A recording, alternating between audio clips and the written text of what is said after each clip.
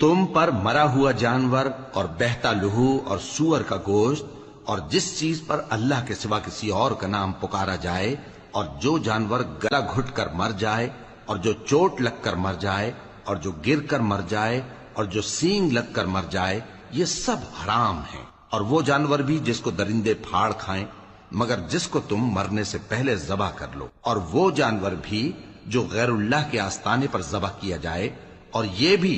کہ پاسوں سے قسمت معلوم کرو، یہ سب گناہ کے کام ہیں۔ آج کافر تمہارے دین سے نا امید ہو گئے ہیں تو ان سے مت ڈرو اور مجھی سے ڈرتے رہو۔ آج میں نے تمہارے لیے تمہارا دین کامل کر دیا ہے اور اپنی نعمتیں تم پر پوری کر دی، اور تمہارے لیے اسلام کو بطور دین پسند کر لیا۔ ہاں، جو شخص بھوک میں ناچار ہو جائے